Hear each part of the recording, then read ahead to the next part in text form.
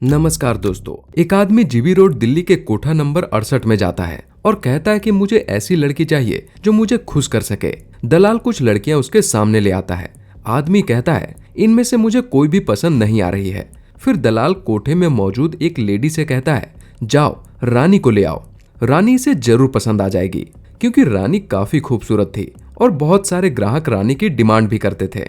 वो लेडी रानी को बुलाने चली जाती है, लेकिन रानी किसी और कस्टमर के साथ अंदर बिजी होती है। तो वो आकर कहती है कि रानी अभी दूसरे क्लाइंट के साथ बिजी है, थोड़ा टाइम लगेगा, आप किसी और के साथ चले जाइए। इतने में वो आदमी कहता है, मुझे कोई जल्दी नहीं है, मैं रानी का वेट करूंगा। मुझे वैसी लड़की चाहिए जो डिमांड में हो और खूबसूरत भी। इतना कहकर वो इंतजार करने लग जाता है। थोड़ी देर में रानी फ्री हो जाती है, जिसके बाद उस आदमी को रानी के कमरे में भेज दिया जाता है। वो आदमी जैसे ही रानी से मिलता है, उसके होश उड़ जाते हैं क्योंकि रानी कोई और नहीं बल्कि उस आदमी की अपनी बहन होती है। आखिर रानी जो एक अच्छे घर से थी, वो जीबी रोड दिल्ली के कोठे में क्या कर रही थी, और भाई जब अपनी बहन से कोठे में मिला तो उसके बाद क्या हुआ। इस कहानी की शुरुआत होती है साल 2019 में। एक लड़की जिसका नाम रिया है। रिया कोलकाता की रहने वाली है। रिया काफी पढ़ी लिखी है। रिया कोलकाता में एक बड़ी कंपनी में जॉब भी करती है। रिया की सैलरी भी तकरीबन 30 से 35 हजार तक होती है। इस कंपनी में वो काफी समय से जॉब कर रही होती है। कंपनी में उसके काफी अच्छे अच्छे दोस्त भी थे, जिसमें उसकी एक दोस्त का नाम था ज्योत्सना। रिया और ज्योत्सना की दोस्ती काफी लंबे समय से चली आ रही थी। दोनों के बीच काफी अच्छी दोस्ती भी थी। दोस्ती इतनी गहरी थी कि रोज दोनों अपना टिफिन एक दूसरे के साथ शेयर करके खाया करते थे। एक दिन रिया को पता चला कि ज्योत्सना दिल्ली शिफ्ट हो रही है। रिया ने जब ज्योत्सना से बात की और उससे पूछा कि वो दिल्ली क्यों जा रही है, तो ज्योत्सना ने बताया कि दिल्ली के मल्टीनेशनल कंपनी से उसको ऑफर आया है और वहां पर उसे 1 लाख रुपए सैलरी मिलेगा। यहाँ 30-35 हजार में मैं कब तक काम करूंगी।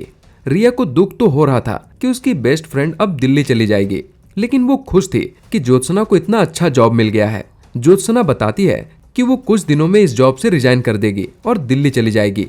लेकिन कुछ दिनों के बाद वो रिया से कहती है कि क्या तुम भी उस कंपनी में काम करोगी। रिया खुशी से कहती है कि हाँ, क्यों नहीं, इतना बढ़िया जॉब भला मैं क्यों ना करूं। तो फिर ज्योत्सना रिया से कहती है कि उसके फैमिली में कुछ प्रॉब्लम्स हैं, जिसकी वजह से वो दिल्ली कंपनी में जॉब नहीं कर पाएगी, इसलिए तुम मेरी जगह उस जॉब को ले लो, मैं भी बाद में उस कंपनी में आ जाऊंगी। रिया ज्योत्सना की बात मान गई। ज्योत्सना ने रिया को बताया कि वो जब दिल्ली जाएगी तब वहां उसे रमजान नाम का एक आदमी मिलेगा जो तुम्हें उस कंपनी में इंटरव्यू दिलाने के लिए ले जाएगा। रिया दिल्ली चली गई और वहां जाकर वो रमजान नाम के एक आदमी से मिली। रमजान उसे एक जगह ले गया और बैठने को कहा। रिया इंटरव्यू को लेकर थोड़ा परेशान थी क्योंकि उसे डर था कि उसका सिलेक्शन होगा या नहीं। इतने में रमजान ने उसे कहा कि तुम डरी हुई लग रही हो, तुम टेंशन मत लो, सब ठीक होगा, तुम पानी या चाय पियोगी। रिया ने रमजान से कहा, हाँ, मुझे कड़क चाय पिला दो ताकि मेरा इंटरव्यू भी कड़क हो जाए। रमजान रिया को एक कप चाय पीने के लिए दे देता है। रिया गर्मा गर्म चाय पीने लग जाती है। चाय पीते पीते रिया कब बेहोश होकर सोफे पर सो जाती है उसे पता ही नहीं चलता। रिया की जब आंखें खुलती है तो देखती है कि वो एक बिस्तर पर लेटी हुई है और उसके शरीर पर एक भी कपड़ा नहीं है। सामने एक बुजुर्ग आदमी बैठा है और उसने भी कोई कपड़ा नहीं पहना हुआ है और वो उसके शरीर के साथ खेल रहा है।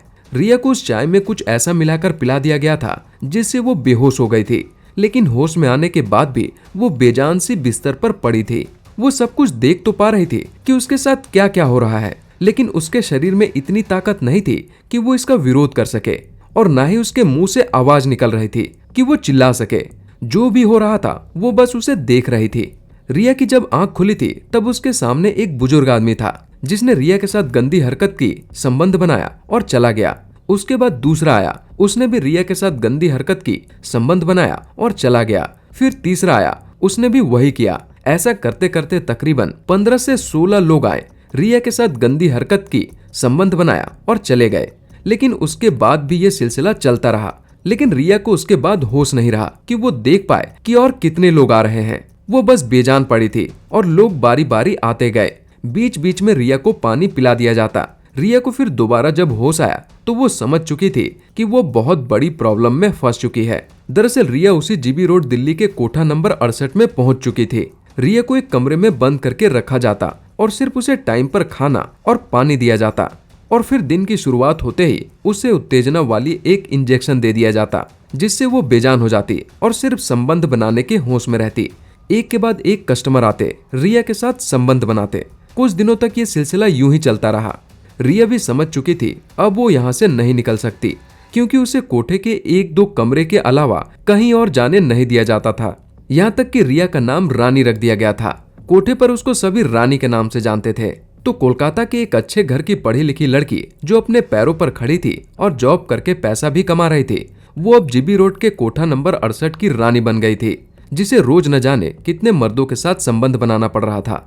एक बार एक कस्टमर आता है जिसे रानी पसंद आ जाती है और वो उसके साथ संबंध बनाता है। रानी वैसे तो किसी भी कस्टमर से ज्यादा बात नहीं किया करती थी, लेकिन उस दिन वो उस आदमी से थोड़ा बहुत बात कर लेती है, क्योंकि वो आदमी रानी से थोड़ा अच्छे से पेश आता है। उस आदमी को भी रानी और उसकी बातें अच्छी लग जाती हैं। वो 8 से 10 दिन में एक बार रानी के पास आ जाया करता था। अगर रानी कभी दूसरे कस्टमर के साथ भी बिजी रहती तो वो वेट करता और सिर्फ रानी के साथ ही संबंध बनाता। तकरीबन 3 बार वो रानी के पास आया और उसके साथ संबंध बनाया। धीरे धीरे रानी और उसके बीच अच्छी बॉन्डिंग बन गई। एक दिन जब वो आदमी रानी के साथ संबंध बनाने आया तो रानी उससे कहती है, क्या तुम मेरे भैया को एक कॉल करके उसे ये बता दोगे कि उसकी बहन इस कोठे में है। वो आदमी रानी से कहता है कि मैं ऐसा नहीं कर सकता हूँ, क्योंकि यहाँ के लोग बहुत ही खतरनाक हैं। अगर उन्हें कुछ भी पता चल गया तो मैं मुसीबत में पड़ जाऊंगा। फिर रानी उसके सामने रोने लग जाती है और रोते रोते उससे कहती है, ये मेरे भैया का नंबर है, बस एक बार मेरे भैया को कॉल करके बता दो। वो नंबर तो ले लेता है लेकिन कॉल नहीं करता। वहां से जाने के बाद वो हमेशा रानी की हालत के बारे में सोचता और बुरा फील करता। एक दिन उस आदमी ने उस नंबर पर कॉल कर दिया। कॉल करके उसने बस इतना ही बोला, क्या तुम अपनी बहन के बारे में जानना चाहते हो। ये सुनकर उसका भाई सोच में पड़ गया। वो अपनी बहन को पागलों की तरह ढूंढ रहा था, लेकिन उसकी बहन 2 महीने से गायब थी और किसी को पता नहीं चल रहा था कि उसकी बहन कहाँ है, जिंदा भी है या नहीं। उसने तुरंत उस आदमी को कॉल पर कहा, हाँ प्लीज बता दीजिए मेरी बहन कहाँ है। वो आदमी उसके भाई को सब कुछ बता देता है। भाई को जैसे ही अपनी बहन की हालात का पता चलता है, वो सोचने लग जाता है कि अब वो अपनी बहन को वहां से कैसे वापस लाए। वो सबसे पहले कोलकाता से दिल्ली आ जाता है और फिर उसी कोठे में चला जाता है जहां उसकी बहन होती है, लेकिन वो उस कोठे में एक कस्टमर के तौर पर जाता है ताकि उसे अपनी बहन के बारे में पता चल सके। कोठा नंबर 68 में जाने के बाद उसे कुछ लड़कियां दिखाई जाती हैं, लेकिन वो उनमें से किसी को पसंद नहीं करता है और किसी दूसरी खूबसूरत लड़की को दिखाने के लिए कहता है। फिर रानी को बुलाया जाता है। रानी को देखते ही उसका भाई सुन पड़ जाता है। उसे समझ में नहीं आता है कि वो कैसे रिएक्ट करे, क्योंकि अगर कोठे के दलालों को हल्की से भी भनक लगी तो वो दोनों खतरे में पड़ जाएंगे। दोनों किसी तरह शांत रहते हैं और फिर एक कमरे के अंदर चले जाते हैं। कमरे का दरवाजा बंद होते ही दोनों एक दूसरे को देखकर फूट फूट कर रोने लग जाते हैं, लेकिन उनकी आवाज बाहर ना जाए इसलिए दोनों अपने अपने मुंह को दबा लेते हैं और एक दूसरे को पकड़कर खूब रोते हैं। और भाई अपनी बहन से सारी कहानी सुनता है। दोनों को कमरे में गए काफी देर हो चुका था, तो बाहर से दरवाजे को नॉक किया जा रहा था और कहा जा रहा था कि समय हो गया है, अब बाहर आओ, नहीं तो डबल चार्ज लगेगा। भाई अपनी बहन के साथ और समय बिताना चाहता था, इसलिए वो उससे कहता है, ठीक है मैं डबल पैसे देने को तैयार हूँ, लेकिन मैं थोड़ी देर और रुकूंगा। कुछ देर और अपनी बहन के साथ समय बिताने के बाद वो अपनी बहन को ये वादा करता है कि वो किसी भी तरह उसे यहाँ से निकाल लेगा। इसके बाद वो उस कोठे से बाहर निकल जाता है। बाहर निकलकर वो पहले सोचता है कि नजदीक के पुलिस स्टेशन में जाकर पुलिस से मदद मांगे, लेकिन फिर उसे लगता है कि अगर यहाँ की पुलिस भी इसमें शामिल हुई तो फिर वो और मुसीबत में पड़ जाएगा।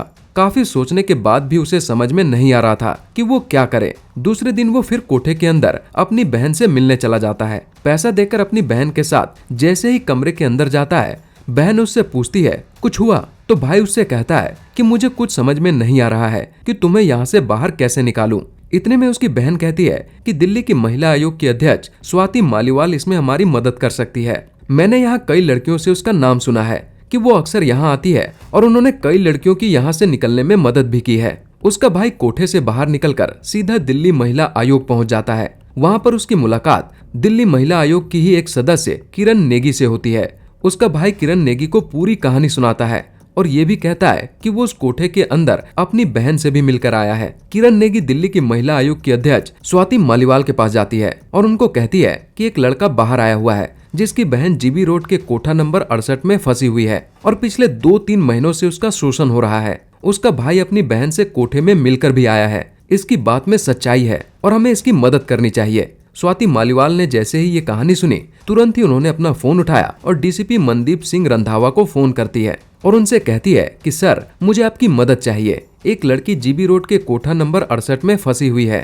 3 महीनों से उसके साथ घिनौना काम हो रहा है। आप वहाँ रेड मारकर किसी तरह उस लड़की को छुड़वा दीजिए। डीसीपी मनदीप सिंह रंधावा ने जैसे ही पूरी कहानी सुनी, उन्होंने कहा कि हम एक डेट तय करते हैं।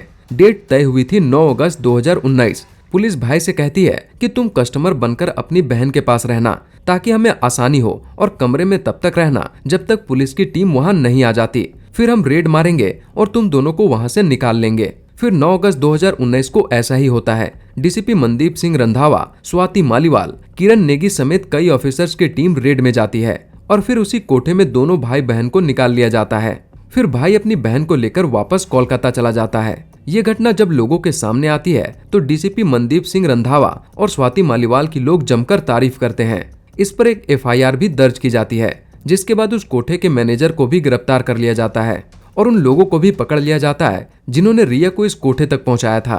तो ये थी आज की कहानी। आपको ये कहानी कैसी लगी कमेंट करके जरूर बताएं। मिलते हैं अगली वीडियो में अगली कहानी के साथ। अगर आपको भी कोई कहानी मेरी जुबानी सुननी है तो कमेंट करके जरूर बताएं। धन्यवाद।